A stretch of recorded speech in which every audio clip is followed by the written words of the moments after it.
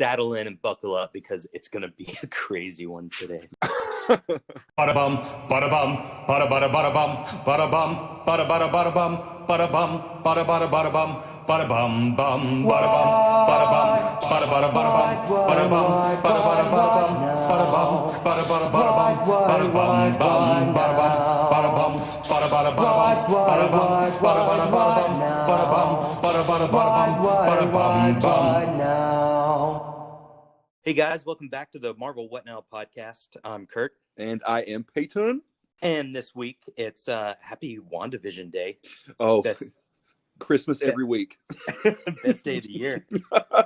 I mean, it's literally, and I'm truly not exaggerating this when I say this. I'm really not being dramatic, which I know that I can be. It is all that I have to look forward to. I have the new, Dawn of X comics on Wednesday and Wandavision on Friday. That is all I have. It's truly a Christmas miracle. This week had me doing the Monster Mash, Curt. Yeah, what the fuck are we talking about Christmas for? This is the Halloween episode. Good point. Well, you got the wrong my brain was smashed. This is the one we've been waiting for, my friend. This is oh my god, ever since the trailer came out, I was like, that Halloween episode, I gotta watch it. I gotta see the costumes. It's just gonna be, I'm looking for Easter on Halloween. Here we go. So good, man.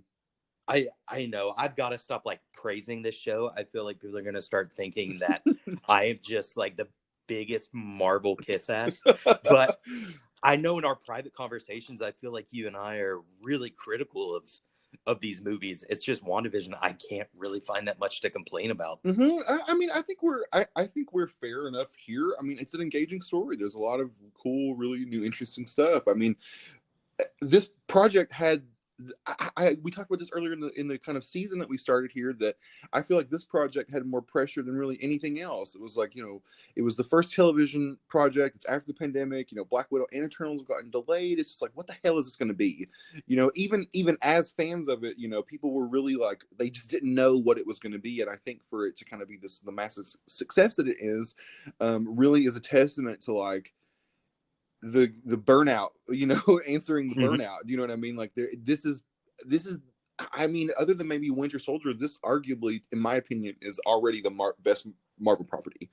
It's the most creative and interesting and exciting, and it includes all of these, the Marvel elements, and it includes things from the past too, if you've been watching the entire time. So it's I just feel like it's such a bright future if they continue this kind of quality for all the different properties that are going to be on Disney Plus. I totally agree. Winter Soldier was amazing, but these are two totally different ideas, and I love them for totally different reasons. So I'm just really glad that they're not trying to repeat themselves or come up with a magical formula. That's always been the criticism. Everybody always says, "Oh my god, it's just the same movie." Blah, blah, blah, blah. I even think there is some validity to that too. There is. I'm not going. We talked about not being the kiss ass. Well, I'm not being the kiss ass.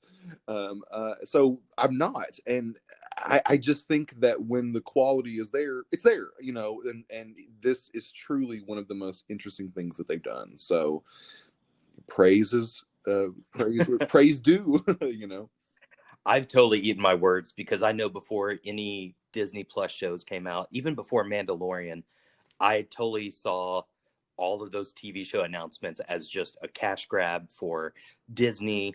And maybe it was, I don't know, but I'm just so glad that the quality of the shows are Mandalorian came out and blew my mind, got me even more excited for WandaVision. And I mean, you and I don't think either of us actually watched the Inhumans. Maybe we try. Oh, I watched the entire season. Oh, I suffered. Oh, I did. I did. I know. I took one for the team.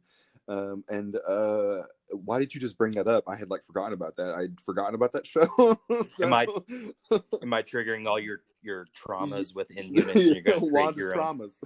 Peyton vision. No, that show was terrible. We have to cut this out of the park. We're cutting this out of the episode today because the Inhumans is that bad. Let's just wipe it out of existence. Please, Wanda, please.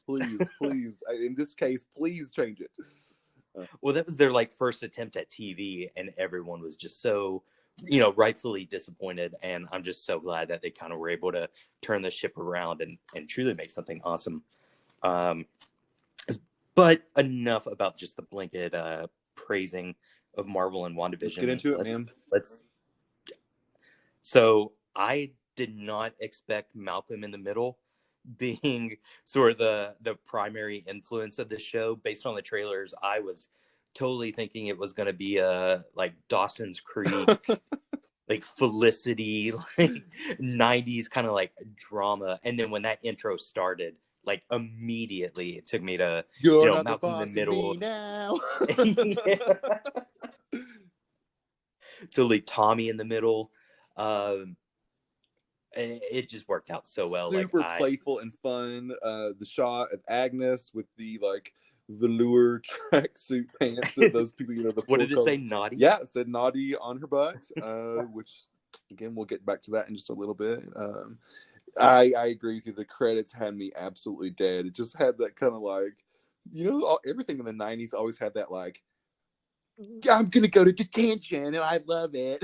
Like yeah. You know what I mean? And it did have that kind of like, yeah, like flipping off the camera, like kind of post grunge Americana-ness to it. But it's like super cute, and like again, like we talked about, he's not Uncle Jesse in this one. He is that kind of like, he's the troublemaker, Quicksilver, and he's like, giving the noogie to Tommy, and they're like clearly attached even in the intro. The song lyrics again. Could you talk about the song lyrics?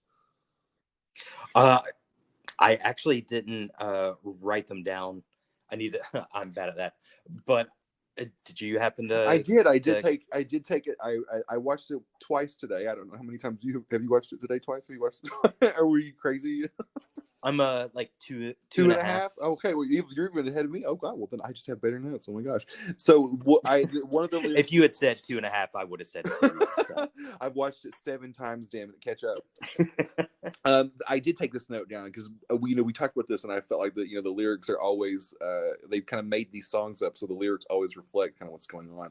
And it said, "Let's keep it going, so there'll be no way of knowing who's coming by to play." So, I mean, I think that just...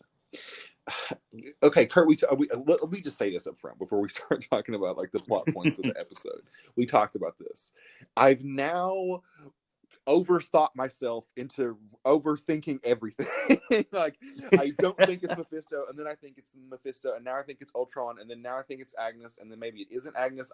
I'm confused, and I think that that's exactly what they want, but I really, really hope, and you and I spoke about this right before we started talking about this, that it isn't a complete misdirect, that the clues are there, but I don't know if they're too on the nose for people that are just watching.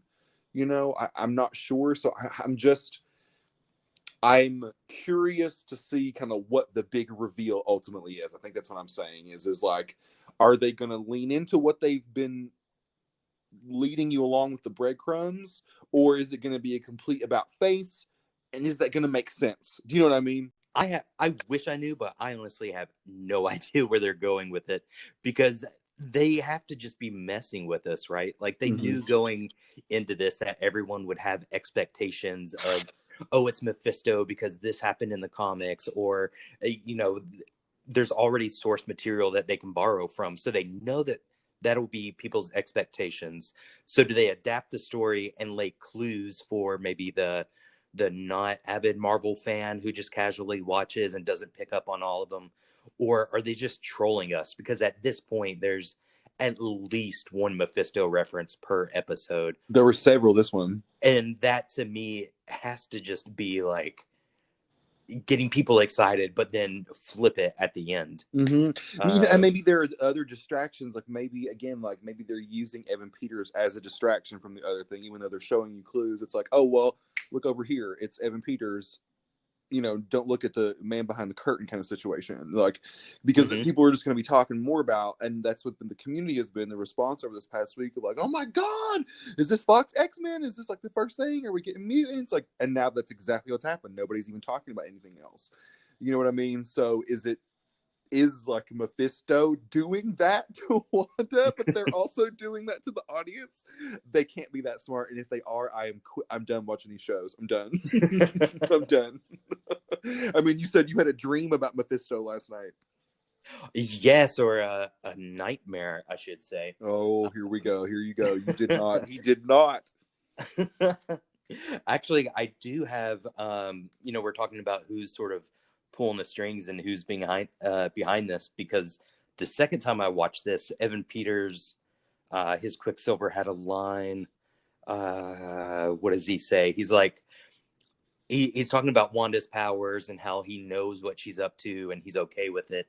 But he has a line like, well, it's better than giving people nightmares, and something about shooting things out of your hands.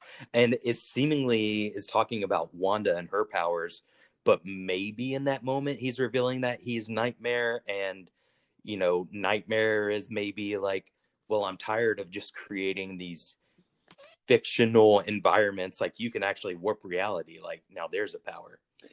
I mean, I know. I guess because the we already know the narratives are going to connect into Doctor Strange, and then probably, I mean, more than likely so in Spider-Man, and I think there's another reference to that in this episode as well too. That there has to be something that does make sense. Do you know what I'm saying? Like, as much as I think you could bet, oh, they're going to do some big wild twist, and I do think that there is still going to be several big reveals, not only just about what's going on, but about, like, there's going to be reveals that we like may not even realize at first now too, which I hope are all excuse me, I hope that they are all just kind of like mind-blowing, but they could go either way. I just don't know, I don't know. I want it to be something that makes sense though. Do you know what I mean?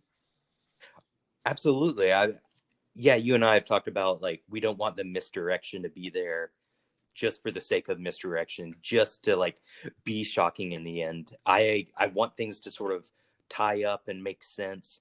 If it makes sense, I will happily be like surprised and glad if I'm 100% wrong in everything we've proposed, but I still want it to make sense. And you and I even chatted before about how if it's not Mephisto, since that seems to be the one that everyone expects, like, is it a missed opportunity to introduce him? Because this would be such a fascinating, weird, out there way to do it, but it also Scary. somewhat scary for sure, and like somewhat ties into the comic book lore. So if it's not him, man, I don't know what else it could be. We've or if like that isn't the ultimate goal. Do you know what I'm saying? Like, if that isn't like what's trying to be done, maybe they don't do like a full-on reveal. He's not like the full-on villain, even though I still think that would be the strongest choice.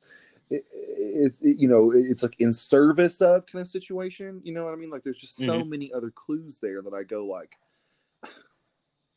we need to ask our friend Adam as a casual fan if he picks up on all these things. You think like, they're going to summon the devil here. Like, do you know what I mean? Like, is this what's happening here? And then would Marvel even go there? Are they going to do some sort of like, how do they make it happen? They could do a lot of things right here. They could have a supernatural introduction. They could have more magic. They could possibly do mutants.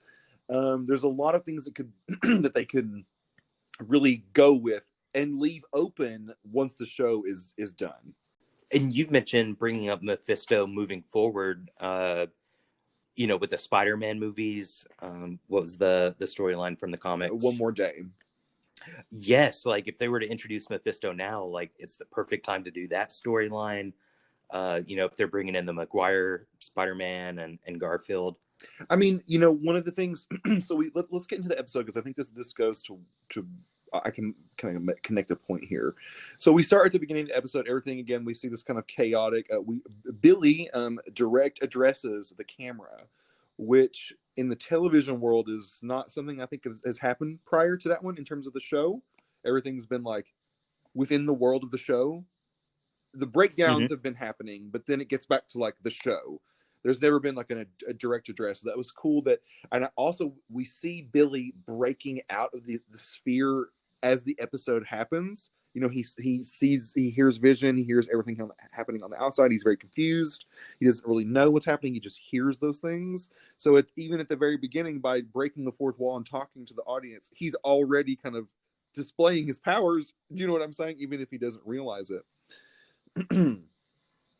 I still don't know what they're going to do with the boys if they don't do Mephisto, like how they're explaining how they came about. Like I'm really curious. Will they survive after? We'll get to the thing with Vision crossing through the barrier later. It's like, okay, well, can things survive out there?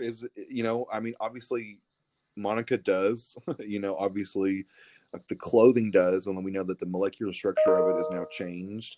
But does Vision doesn't. But is he pulled back, or is it because of the reality warping magic that's happening?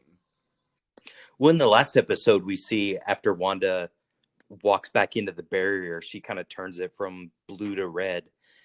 And we never get an explanation what that is. But now that we see Vision, unable to stay outside the barrier, maybe, Wanda put some kind of extra magical protection on it, like no one escapes.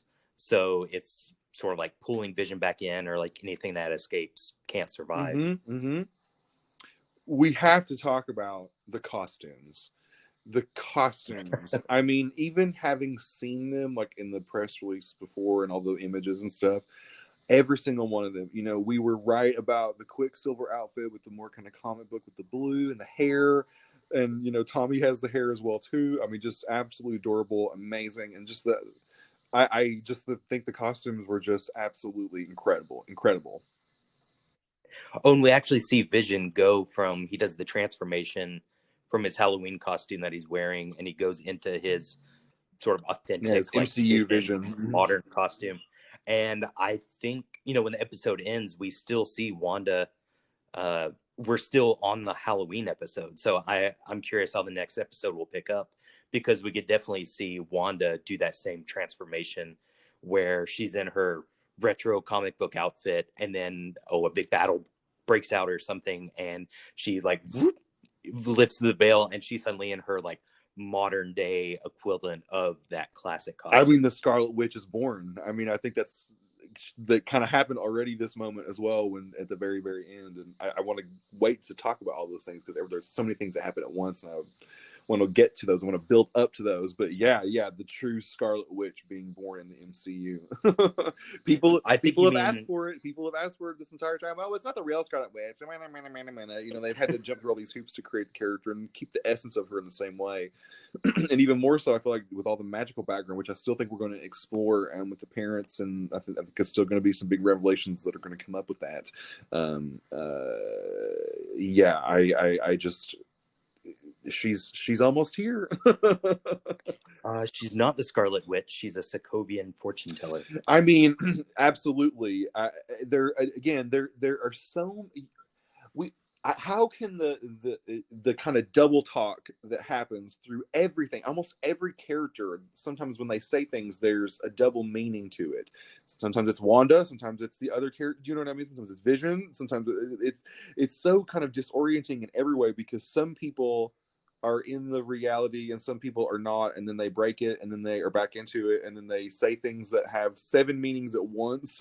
One sentence can have 7 different meanings. So that point as well too, could that be how Wanda, again, she doesn't know how all this started? Did she go to a Sokovian fortune teller, and that's why how we got into all this? Who knows? That's true. Agnes could be the Sokovian fortune teller. We do see with Evan, Peter's Quicksilver, though, that he has this total awareness of what's happening, what she's doing. He's he's kind of like, playing the sitcom role, but at the same time is like totally cool with it, and doesn't seem to have that snapping in and out, like same as Wanda. Like when he starts talking to Wanda and he's like, you can talk to me. She has this, it's not her snapping out of some kind of mind control. It's just her wanting to open up almost, which, could be a very interesting introduction of Quicksilver is actually Mephisto, because who else would, if there's anyone that could convince Wanda that what she's doing is right and, oh, it's not that bad, like, she would take her brother's, word for it because she loves him and trusts him. And so, like, who else would be more perfect for the devil to appear as and convince her to keep doing what she's doing than her brother? Exactly. It all feels like complete manipulation. It still feels like completely manipulation. Even if he says, he's like, I'm doing the thing where I'm like, the causing trouble for the husband and making sure that you understand. And like, again, he said he says to her in their private conversations, like, Evan Peters the character reveals so much about, I think, both what happened to his Quicksilver, like we said, and then what is being, he talks about the thing when he disappears or whatever, when he like, what does he say when he walks away, or like when he talks about when he disappears, and then he's like, and I just was here. I just was here. Yeah, he's like, I heard your voice and I came running. Mm-hmm.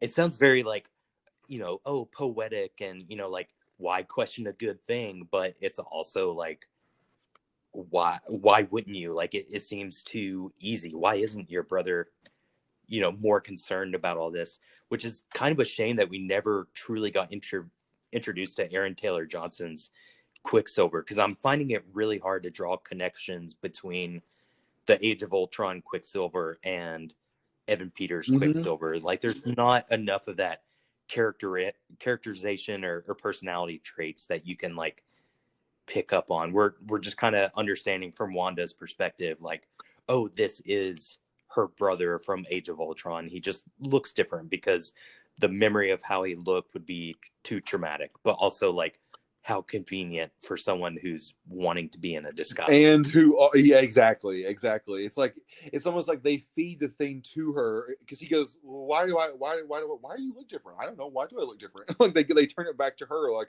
why did you make me look like this? And then she's like, I don't know. You know what I mean? It's like, again, it is a further form of manipulation. We talked about, throughout the entire episode, in the TV world, he just seems like, the like rebel uncle who's like, makes the kids precocious and is like, doesn't take any rules. But really, he actually is like, he makes stabby noises to the kids, and he's like, ah, and he makes all these like faces. If you watch his actions, he really makes these like, ah, and you could look at that as just like the uncle being silly with the boys. But it also is like, if you watch the scene when they're in the street, I pause this, and there's another really major moment that I sent a picture to you too, which I'm like, oh, you think you're gonna get by me? I know, I can see you. I see you there. When he is running around, I paused this the second time that I watched, when he's running around the street, when they're in the street out in the daylight, everyone is frozen. When he's like, when Herb is talking about, like, they smash the pumpkins and they attack with the silly string, like, everybody is in that same frozen state in the background, that, when the woman's hanging the clothespin up and she's like crying, and she just keeps doing, her and her husband keep doing the same actions over and over when Vision passes by. Now that's right near Wanda when that happens. But Quicksilver is the one who is causing all the chaos, if you will. He's the one who's causing all the like trouble in the town. Did you just say the word chaos? I did. I mean, I think that's a very fitting word for him showing up. And going back to what I just said about like not having enough from Age of Ultron Quicksilver to draw upon, like, I don't know if what he's doing is him playing this character in the WandaVision show, or if maybe the actual Quicksilver was kind of like rambunctious and playful and snarky, and but I think it could easily be explained as, Mephisto just messing with people. Well, in the like, very beginning, starting off slow. In the very beginning, she goes, that's not exactly how I remember it, because he tries to talk about something from their childhood, and he goes, oh, you just probably suppressed a lot of the trauma. He says that right to her. He said, I wrote that line down. He says that very, very, very specifically. And then the children, they cut over, and it says, Mom's been really weird since Uncle Pietro got here. And then in that moment, the second time that I watch it, when Billy breaks, Pietro's watching him in the background. Tommy is not looking at him, but Pietro is looking at him. So I noticed that in the second time as well, that it's not like when Billy broke away, it's like, you know, in the narrative, when people start talking to the audience, it's like, I'm talking to the audience right now, even though the people that I'm in the scene with are right by me, they're not paying attention to that. And then I break back into the scene and then we continue.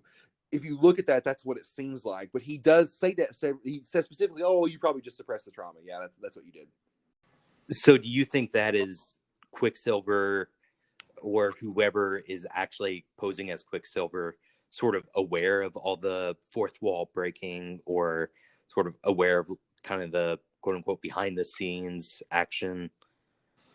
Yeah, I think the Evan Peters character is in disguise. I think that's what it is. And I made the joke before, I made the noises off joke that, you know, when WandaVision's happening, that behind the scenes it's like, give me a doghouse now. We need Quicksilver. We need Quicksilver in 5. Quicksilver has to be Sage Left on 5.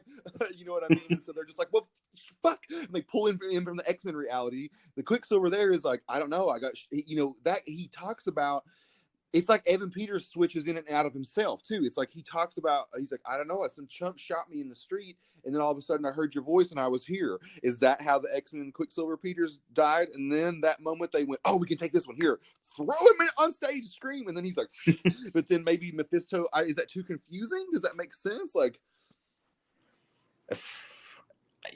yeah. I mean, it does make sense, but I feel like we're just at the mercy of the writers, and whatever they want to do is what they're going to do, because I could see it going 20 different ways. And that's genius that they've been able to pull that off, because I think any direction that they want to go, they've set themselves up for it to work. I'm just curious what they'll actually like plan for. As I wish I could have been in the writer's room when they were coming up with the idea for this show, and you know, they got the 50s, 60s, 70s, and onward written up on the board, and they're trying to draw you know, what shows should we draw influence from? And someone like just really had passion for like Dawson's Creek or something. yeah. And someone's like, how about Malcolm in the Middle? And everyone's like, great idea. And they're like, aw. Like, I just wish I could have seen the arguments, about the 90s back shows. and forth. But yes, you damn millennials, get over it. Like, let's do Fresh Prince of Bel-Air. Like, no. Let it go, Curtis. Friends was like 30 years ago. It's okay. I watched Friends versus Survivor too. It's not a problem. We can move on with our lives. What if like Bryan Cranston comes in as Ralph, and it's like, hi, I'm Mephisto. That'd be a cool choice. Bryan Cranston is as Ralph. You know, Pedro Pascal. He's gonna cast it as everything. Might as well put him as everything.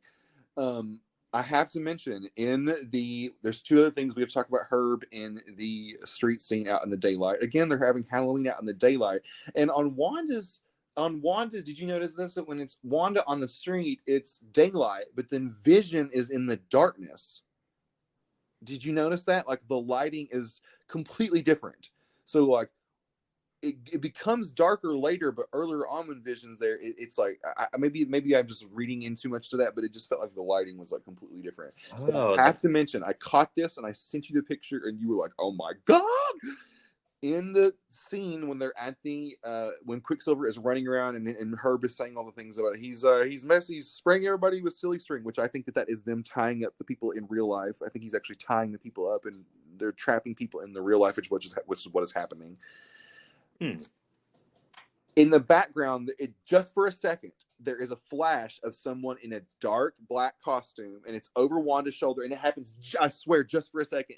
The camera actually focuses on the person in the background, then it cuts over to Wanda because she's in the foreground, and it's this person, and everybody else is like in the Halloween. Quicksilver literally runs by this person, and that person is staring right at her, and it looks like this like creepy witch mask. It's like that, you know, with the long nose and the creepy goblin face and that kind of stuff. It's a black shawl. There's like a white shawl over the person, and I was like, I see you. That to me is who the person is. I mean, I do think that they're purposely putting in all these clues, because it's almost like they're playing a game with everybody as well too. It's like which one is throwing you off. They make a reference to Kick-Ass in this, they, you know, which Evan Peters and Aaron Taylor Johnson were both in that. I feel like those guys have been just competing for roles their entire careers, and then they played the same damn role, and then one of them took it over, you know. So there's it's like they're purposely going, oh, we know what you're gonna get, we know what you're gonna pick up, but inside of that we're also gonna throw,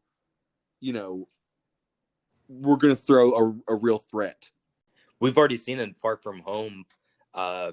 This had to be pointed out to me afterwards. I didn't catch it in the first viewing, but there, Mephisto, or not Mephisto, Mysterio and his crew or whatever, they're hidden in the background, like keeping tabs on Peter, like before the big fight scene. Mm-hmm.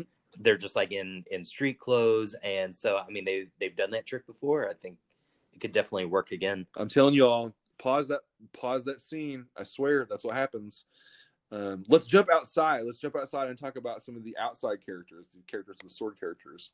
The new super team, everybody's darlings, Monica and the crew, make a spin-off immediately. Monica, Jimmy, and Darcy. Who knew Jimmy had moves like that? I mean, I did. I had faith. Maybe Scott showed him a thing or two since Ant-Man. He showed him a card trick. Maybe, or well, not Scott. It would probably be Hope. Let's be honest. Hope has probably trained with Jimmy because she loves him and she wants to, make sure he can kick some butt too. So I'm sure he's been training in between. Okay, so this is my new theory. As Wanda expands the Westview anomaly, it's going to suck in Jimmy, and he's going to be the Gambit in the MCU. Just throwing those magic cards. Oh my God! Now you're blowing my mind. And then Kat Dennings is going to be Rogue because she can be all like she kind of already. She just needs to have a Southern accent. There you go. Mm-hmm. Did they get sucked into the portal at the very end again? Jimmy, I believe Darcy did. Did, but I don't think Jimmy and Monica did because they had the must go faster moment, and then they were also going to meet Monica's connection, who I guess finally we're going to see who that is next week. We're finally that's going to be revealed who that is, which that's just another reveal out that could be so many, and then even they just keep setting up these like little seeds that they can always go back to.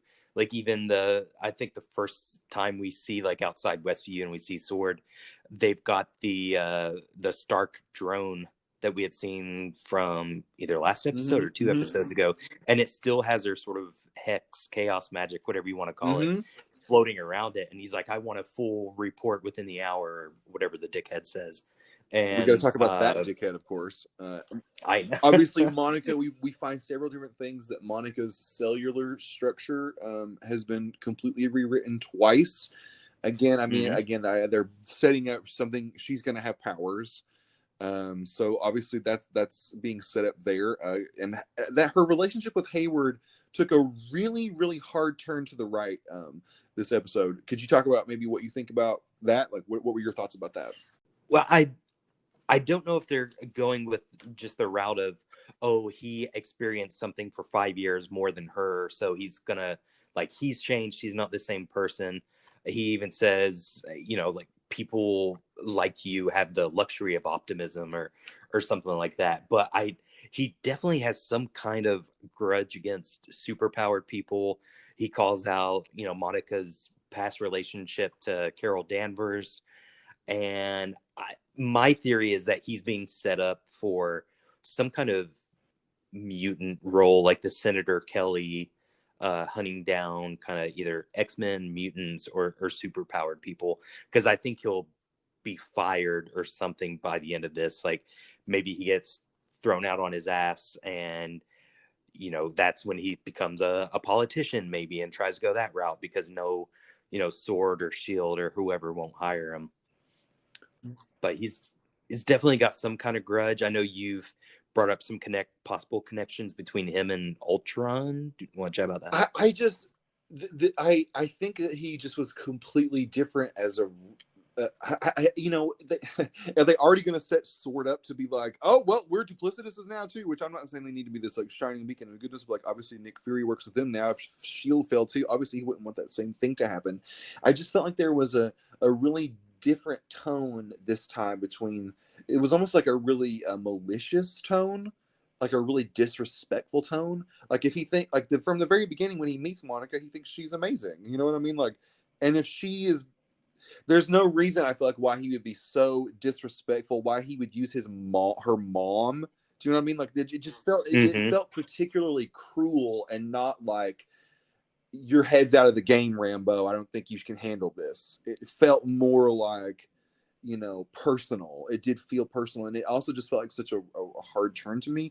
I mean, there's always the turn that, you know, or the I've read several places online that, you know, in the Avengers, the cartoon Earth's Mightiest Heroes, that Ultron for a while hid as a person. He turned into like a person that frankly kind of looks like Hayward.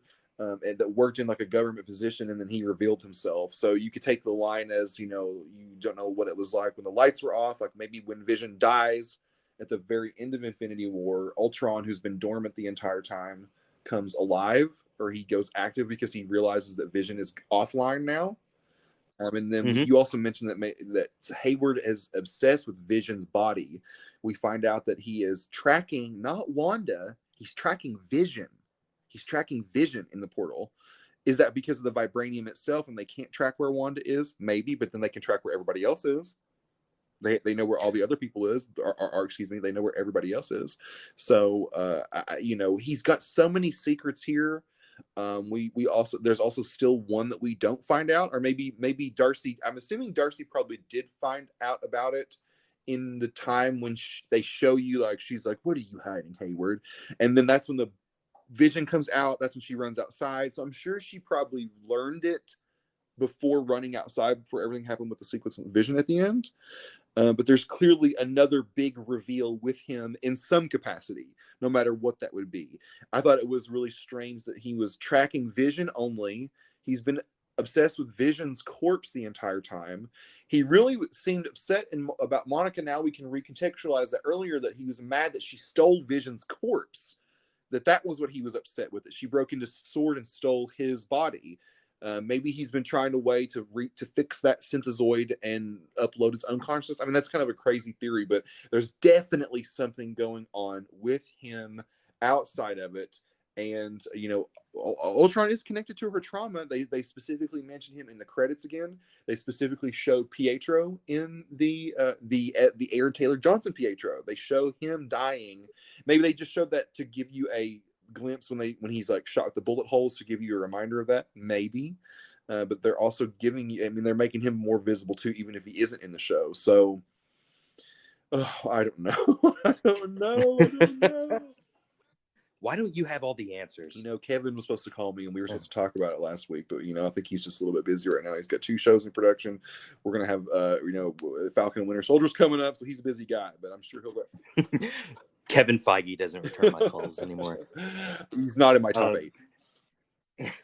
Yeah, I'm curious how they'll develop Hayward, because he's a new character. We haven't seen him before. Maybe something changed in the past. Yeah, maybe Monica, you know, misinterpreted their relationship. Maybe she thought they were friends before, but maybe he's just one of those people that loves to play the politics game. And, you know, now he's in this position of power, and oh, here comes back the daughter of one of the founders of S.W.O.R.D. Like, he knows he's got to play politics. Like, I got to have her on my side. Like, I'm going to keep the waters cool. But then, like, the first sign of trouble, it's not even trouble. It's sort of challenging his authority. We saw it in the episode where, you know, he calls Wanda a terrorist, and Jimmy's like, well, that's an oversimplification. And then, you know, that sort of, I don't think it's disrespectful, but from his position, he sees it as disrespect, you know, them challenging his authority, and first chance he gets, he's like, get him out of here. And to Darcy, who's the person he brought on, he's like, do you work for me? I'm like, and then she's like, I don't think so. Do I?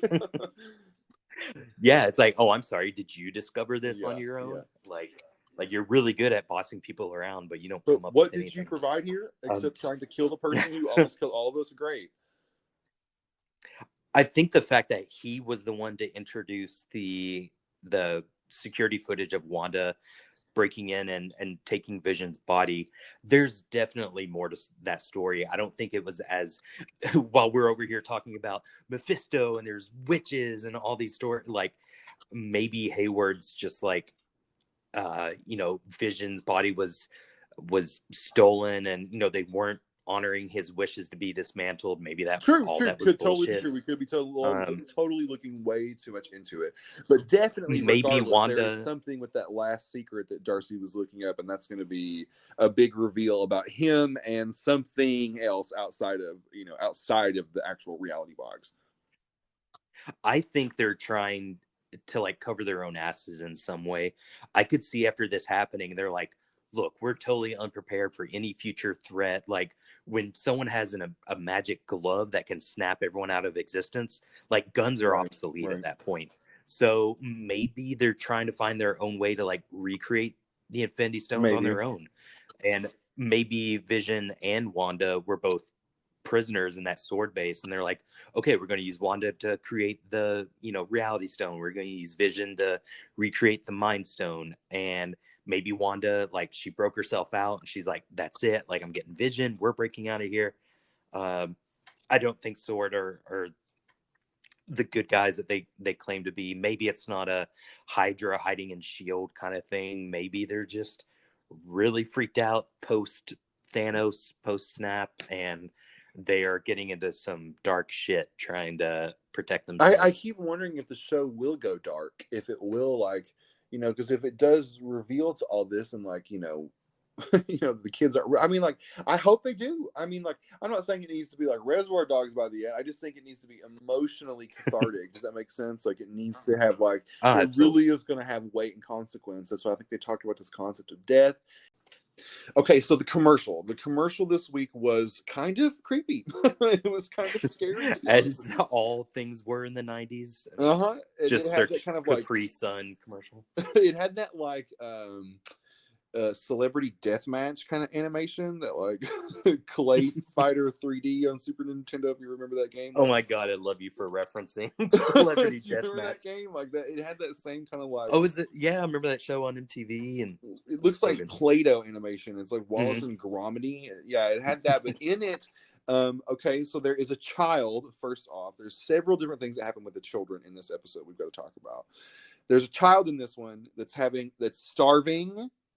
That's all by themselves. They don't have anybody else. What comes up to it? A shark looking for some prey. Okay. Offers it magic. It offers it magic to change its circumstances, to change everything that happens. Then it keeps trying to open the magic, to use it, and then it starts to slowly deteriorate and to die. And I think that is... there are so many different things that happen with the children in this episode, and I definitely think that is a kind of, again, a kind of metaphor of everything that's happening. And will they go to this place where the kids are being siphoned for their life energy? Like, is that where the children have been? There's also, I also think, like, maybe is Wanda purposely hiding the children because she knows that that's what they're after, so that's where they've been? There's just something going on with the kids in the town, and there's something that is going on with them magically. It's for the children. Everything is for the children. Are they trying to sacrifice the children in this town to bring Billy and Tommy to life? And if they come to life, they are the child. You know what I mean? Like, there are a lot of things that happen in this that lead to that. We saw, it was right at the end of the previous episode where Wanda and Vision are fighting, and he's like, where are the kids? Like, I'm always looking at this empty playground. And suddenly in this episode, the entire town is full of kids.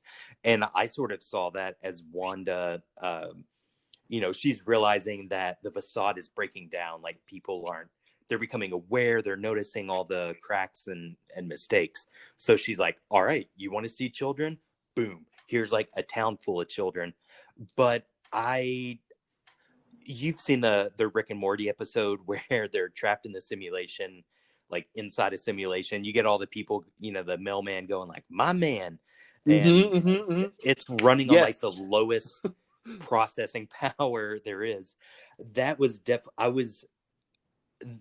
vibe I was getting with this episode. Wanda being like, okay, like, no kids. Boom. Now there's kids. And then you see the woman, the mom hanging the decorations like caught in a loop, and her husband behind her is caught in a loop. And that to me felt like, only Wanda can only do so much with her power, with her focus, with whatever she's doing to make all this happen. And as she starts bringing in these family and more kids, like that starts to break down.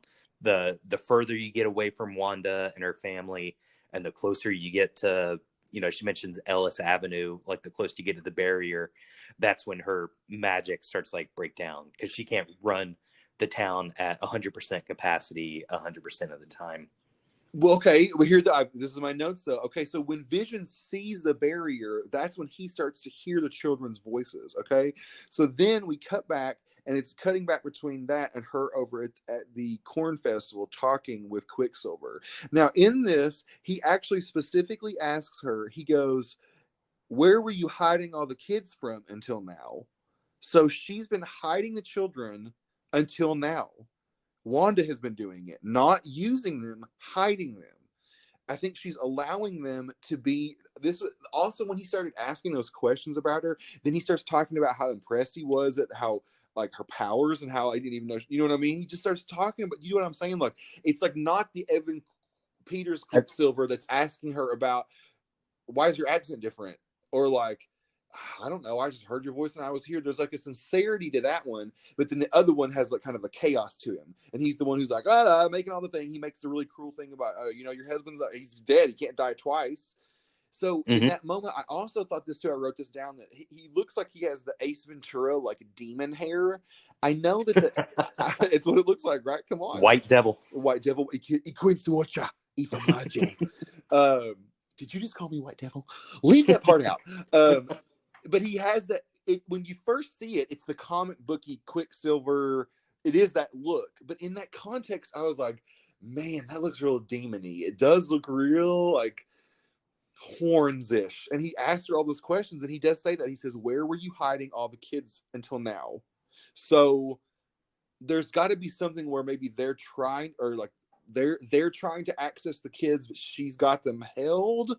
Does that make sense? Like, I think subconsciously Wanda is protecting some people, if that makes sense.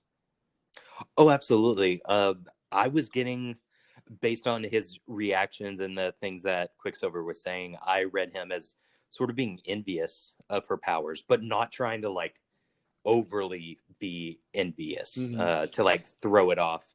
Because, if he is someone posing as Quicksilver, you don't want to play all your cards that you're interested in the magic, because maybe the ultimate goal is to build up Wanda's power, or maybe her like energy grows the longer she's in Westview, and then at the end, whoever is doing this tries to convince her, be like, okay, your powers are a burden, why don't you give them to me?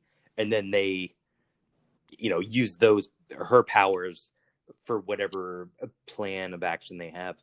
But the conversation that Wanda and Quicksilver were having in the town square, he starts to talk about not just the children, but he's like, yeah, so you kept families and couples, like you kept them together. Personalities are basically like who they are in the real world. So even though she's transforming the environment around them, you get the sense that like Mr. Hart and his wife, like him being mildly or just blatantly racist, like maybe that's who he is in real life. And it comes off a little more lighthearted in the show, but it's still kind of messed up. But we see the woman crying when she's doing the thing, so she knows what's happening, and she's just doing it. She's just being maced. It's like they're trapped inside their own bodies. I mean, we've seen that many times now. The people in the town, if you watch that, if you pause the scene when Quicksilver's running around, they're in the background. Some of them are moving, but then they're frozen. They're like props. They're just stuck there. They're like the people when Vision goes to the cul-de-sac before he flies up into the air. They're just frozen there. And there's a lot of people in skeleton costumes. I watched that the second time as well. There's a lot of people in skeleton costumes. Again, is it they're siphoning off the life force of these people to create this? I mean, there's got to be a big sacrifice if this is being happening. They're trying to make this happen. And when Vision does break through the barrier, we finally see what happens to him. Vision, man, my God, 1,000 Ways to Die, Vision version. Like, are they just going to keep killing him? Like, the 10 lives of Vision. So you're talking about the woman crying as she's like hanging the laundromat and stuff, and we find out that the further you get to the barrier, or the closer you get to the barrier, like the further away from Wanda, the more the simulation, whatever, kind of breaks down. So where we see Vision talking to some of the neighbors, they're not responding. The only sounds you hear are, closer to town. They're far away. The street lamp lights are flickering. Mm-hmm. And then when Vision flies up, he sees the person who's arguably the closest to the barrier. How convenient that it's Agnes, who, of all people. And so he flies down and talks to her. And even though she should be like, if she's truly in on this, she should be, completely frozen, non-responsive, maybe crying, but she's not crying. We hear the car running, and she's actually slowly responding. And so I took that as she has to be playing this part. Like she's acting as a host, or I've been watching Westworld. She's been acting as a host or whoever in this world because she doesn't want to let on that she is fully aware. Like she's in on this. Yeah, I took that scene as a misdirect too. I know people are going to argue and say like that she, Vision wakes her mind up, but there's just the witch thing, the cackle that she does for the first time was so evil. She goes, the lines that she actually says to him. First off, Vision doesn't even know what the Avengers are. He doesn't even know what the Avengers are. They find that. She says, took a wrong turn, got lost. And then Vision goes, in the town that you grew up in? And then Agnes just has this like look like, fuck. Like he's got, and that's when he wakes her up. And then she's like, am I dead? And he's like, what do you mean? But she's like, why? Don't you know? That's because you're dead. You're an Avenger. You're dead. And then she goes, how? No one leaves. Wanda won't even let us think about it. All is lost. And then that's when she takes a second. And then she gets that look. And then she has this evil witch cackle. So like, I agree with you. I do think there's a moment where you think that she is like Norm, because I think Vision, this is the first person other than Norm in the office that Vision has touched, right? So yes. To me, that's just like they're tricking you in the audience and thinking like, oh, well, now he's woke her up. And now she's woken up for the dream. And maybe she is in a way. Maybe, I mean, she's kind of slowly losing her mind to me, too. I think that is happening to her outside because of everything that's happening. Do you know what I mean? Like, she is aware and all that kind of stuff. But I think she's also like, that's why she was tired with the kids and running all over. Like, I think her magical power is also like getting to its limit as well. Mm-hmm. I mean, she's the only one that we see in the opening credits of the TV show, or the only other non-family member included. So she has to. She has to be one of the main signature roles. Exactly. There's just no way. That to me again feels like a complete misdirect. She has a Twitter handle. There's only 4 people that have a Twitter handle, and it's Wandavision, Pietro, and then her, Agnes the neighbor, is what it is on Twitter. So like, come on, we're getting close. And I do think that scene was a purposeful misdirect. Yeah, absolutely. Like they're like, okay, everyone's caught on by now. She's Agatha Harkness. We got to like throw them off at the last minute. Like we'll play into that for a while and then change it up. But really, it's going to play out the way everyone thinks it is. Whether or not she's like in on it or she's like a quote unquote bad person, I'm not sure. But she is definitely Agatha Harkness, and then some kind of significant role. I've always felt that she's the sort of Caecilius to the Dormammu character. Like, as much as we talk about Mephisto, like I think Agnes is the main the conduit. Yes, 100%. Yeah. 100%. Yes, I completely agree. That's going to be that's the strongest narrative that they set up. Again, she could be in service of something else, but like she is clearly from the very beginning been something that's going on here. And it is like it's Scarlet Witch's enemy. I mean, Agatha Harkness is like her biggest enemy in the comics. So it's like, why would she not be? Like, it's awesome. Like this is a big reveal. I hope she doesn't die. I hope she isn't gone forever because she's just so amazing. But yeah, okay, now we've got to talk about Vision coming out of that barrier. That's a crazy, crazy moment.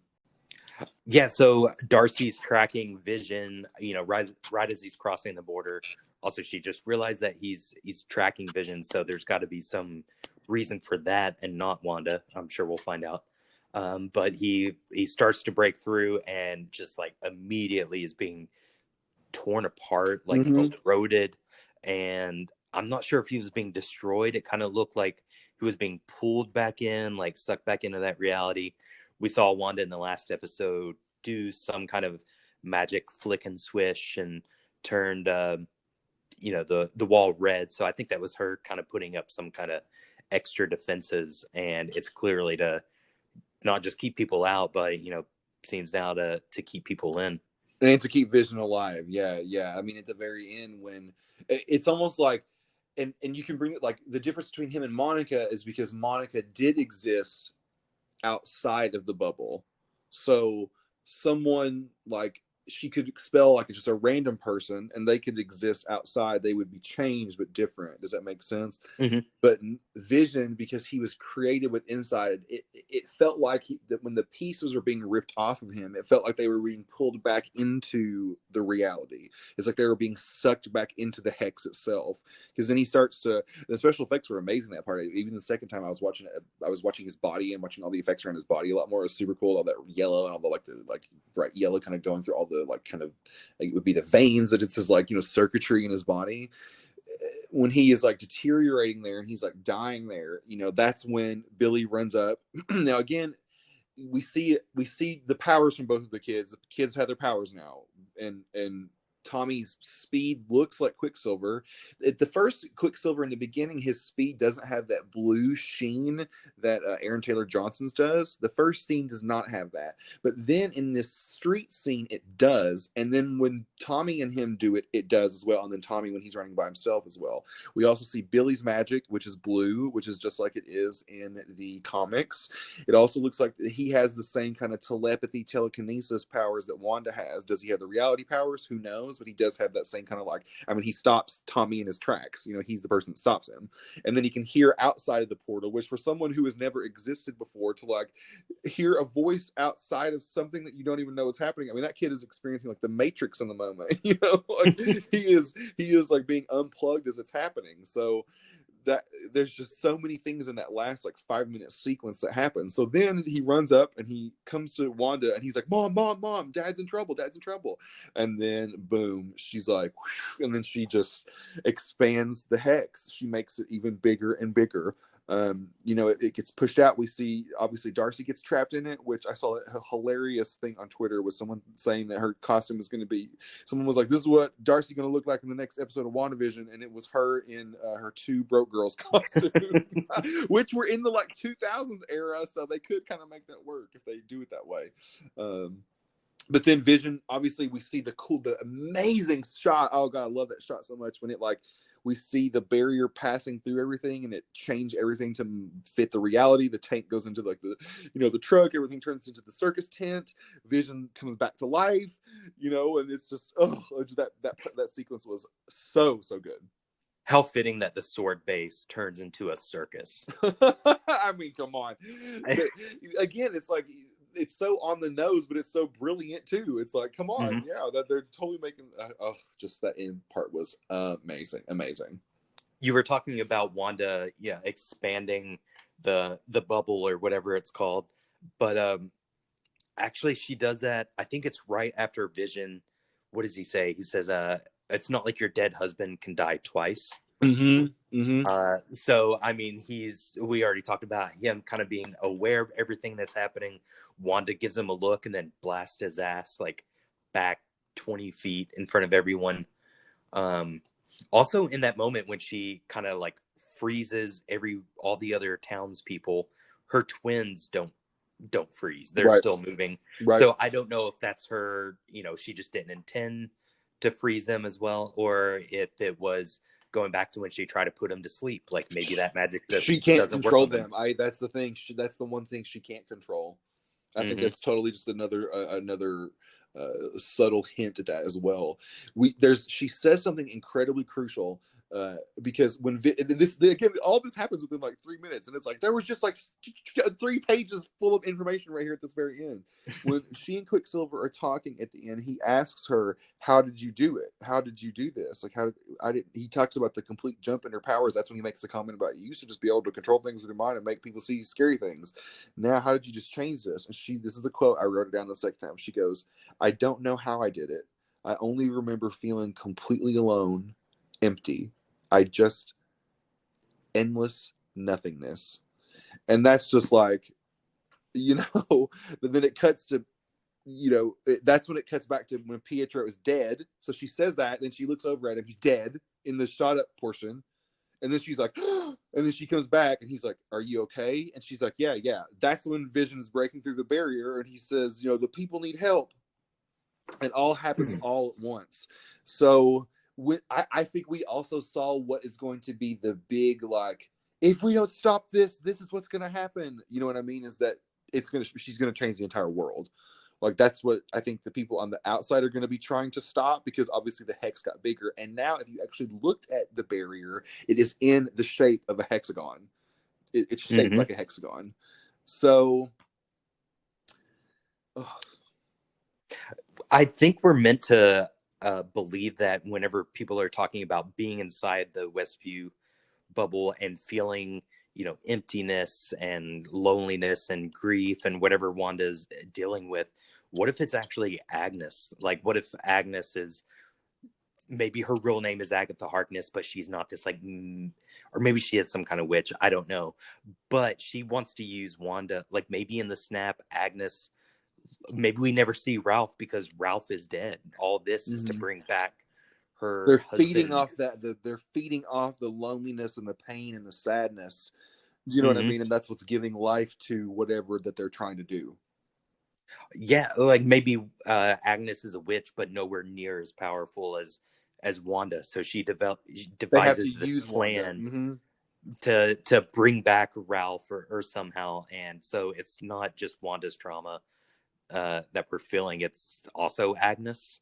Or maybe everyone is like, maybe that Wanda's trauma is so powerful that she's using it to, like, make everyone else is feeling that because Wanda is feeling it. It's like she's projecting her it's like her loneliness and her sadness is becoming more and more and more and more. Does that make sense? Like, because she's creating this bigger and bigger reality to hide the truth. Do you know what I mean? So everybody is being affected by her feelings. That's why they're in pain, because she's the person in pain, or she's pushing that pain out of herself into everybody else. But that's actually what Agnes needs. That's how all of that pain from everybody is powering what I mean, the true rebirth of the children. I think that's where they're coming from.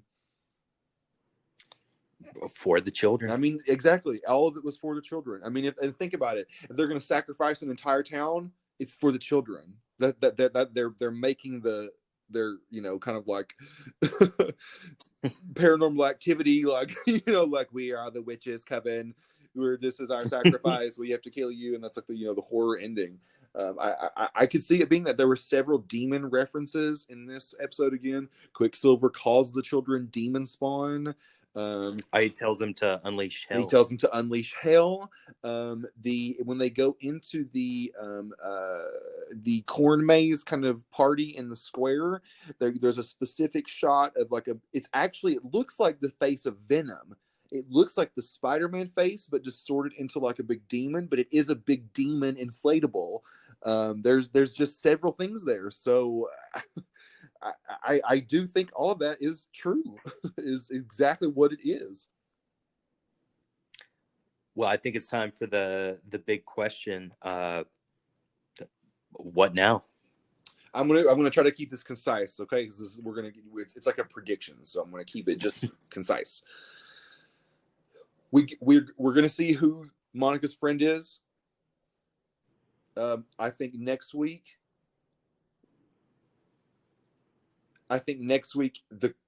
We're going to find out. I thought that's all you were going to say, and I was like, wow, that is pretty good. No. We're going to find out who Monica's friend is. We're also going to find out how this started. So a revelation of the beginning of this. Maybe Wanda meeting Agnes, whatever got this started. That's what I think we're going to touch on. Not all of it, but I think that's what we'll see. Mm-hmm. What about you, Curt? What now? So we've got 3 episodes left? 3 more. 3 more. I think it'll be the next episode will be dealing with all the craziness that happened in the last 2 minutes of this episode. And then episode 8 will be maybe the flashback episode where we find out, how it all started. We go back to the beginning, we see before Westview, and then the final episode will be everything sort of tying up nicely in a perfectly wrapped package, but then also like just throwing that into the fire and being like, we don't know where we're going to go from here. But I do think we'll get a reveal from Agnes, a little more into who she is, how she plays a role in this. I agree. I think in the next episode, we'll see Monica's engineer friend.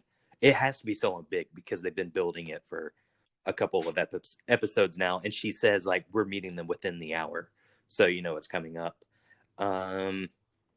I think Mephisto could still be behind this, but Agnes will for sure remain the main player. And I think there could be some kind of tie to energy in all this. And going back to Ant-Man and the Wasp, they talk about quantum energy is like the next gold rush or whatever.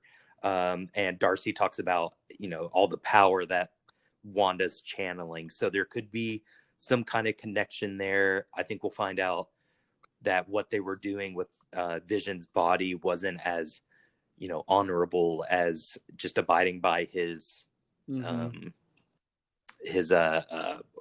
will.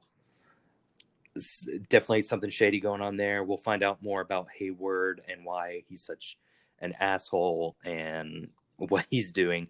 And at some point we got to get the tease of Monica's power. I do think so we haven't gotten any post-credit scenes yet, but I think the last episode, the finale, will have a post-credit scene, just sticking with their Marvel tradition. Oh, for sure. And there's a chance that could set up Monica. Maybe she's at home, after all this dies down, and then she accidentally does a photon blast or something. We also didn't mention Pietro's line about saying, I've got the old XY chromosome. Definitely an X-Men shout out. There's definitely another X-Men reference there as well, too. So, yeah. I cannot wait. Man. Do you have any predictions on what we're still 3 episodes away, but what a post-credit scene for the show could look like? I think it's going to be a lead into Doctor Strange. I think that will be the lead into Doctor Strange, whatever it is. A lot of people think he's going to be the big reveal at the end, but I still think it's going to be something more mind-blowing. But I think it's going to be the lead in to that movie. That makes the most sense to me. After hearing about what Elizabeth Olsen had teased with there being a Mark Hamill level cameo, if I remember, I think that was something the interviewer, like, they phrased the question that way, and Elizabeth Olsen was like, oh sure, yeah, there'll be one. So I don't know if it'll be like as massive as everyone is claiming. I mean, I think Evan Peters probably would have been like the biggest reveal of the season. But I think Doctor Strange would be, just as exciting and then makes sense for the story moving forward. 100%, my friend. Well, I think we are on track to have some good predictions for the show. We've already, some things have come true, and something, I don't know if we've been proven wrong on anything yet. I'm putting my money down now. I've said it. It's Agnes, and she's trying to bring back Mephisto. I'm sticking to it, and I think that's what it is. I'm right there with you. Would you like to mention the fact that we're going to be doing switching to some new material coming up soon before we kind of wrap things up here? Yeah, so pretty soon, as Marvel starts rolling out some new stuff, we will try to branch out and do some other podcasts or just talks on, I believe, Falcon and the Winter Soldier is the next thing. The trailer just got dropped for the Super Bowl, so we'll be chatting that. We've also got some other ideas, how to introduce the Fantastic Four, how to introduce X-Men. So for sure, be on the lookout for those coming out as well. And this is a podcast, but be sure to follow us on Instagram, TikTok, Twitter, all the social Everywhere, media, all the things. at Marvel What Now. Be sure to like and subscribe. Marvel What Now? Like and subscribe now, damn it. Wanda compels you. No, I do. Love us, please. Yeah, like and subscribe for the children. Like and subscribe, please. God. God, no, we worship the devil around here. We worship Mephisto.